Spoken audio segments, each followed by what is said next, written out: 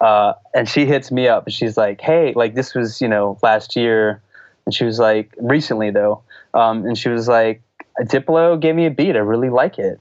I'm writing to it right now. And I was just like, man, this is weird. Did you pinch yourself?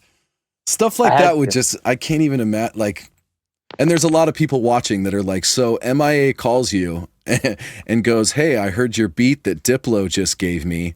Yeah. I really like it, and I'm writing to it right now. That's just like, that's incredible, man. It was crazy to get like Diplo's ex hitting me up. So you hang up the phone and you're like, whoa. Yeah, I was like, what just happened? Crazy. Yeah, that was cool, man. And she told me, she was like, I heard he gave me a bunch of other beats from some other producers and yada yada, because he's got a lot of great talent in his camp. But she said this song I just couldn't walk away from, and I was like, man, that's great, because I walked away from it like 5 years ago. It's just been sitting in the hard drive forever.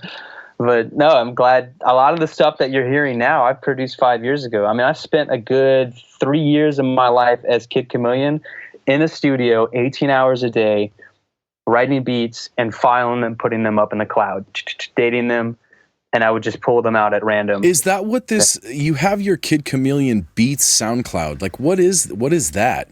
That is the hip hop, instrumental hip hop driven sound.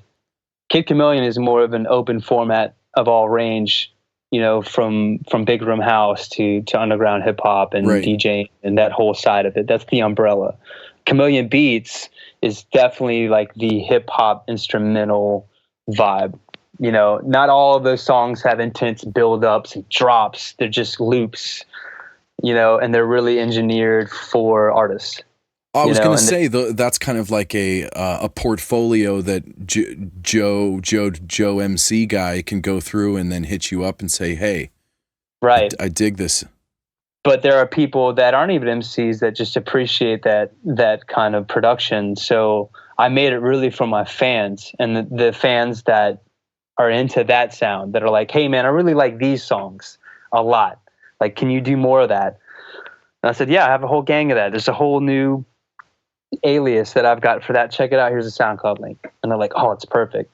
And then I've got people over here that are like, man, I need some more energy. I'm working out. I'm in the gym. And, I'm like, okay, well, this is what you need right here. Here's a nonstop continuous mix for you. And it's got everything you need under the sun, And so like that, I make so many different sounds. I'm like a polymath when it comes to production. How quick do you turn out a tune?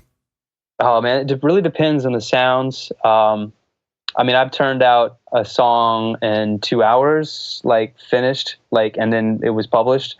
And then one song took me 2 years. It's really hard to tell. I mean, usually the ones that happen the fastest, in my opinion, are the best. A lot of the best music I've made wasn't even in a studio. It was in an airport, or it was like, on the plane. With some headphones in the... Heads Will Roll remix was made from New York to New Orleans on a flight. Straight up. That happened. The moment I got in the plane to when I landed, it was done.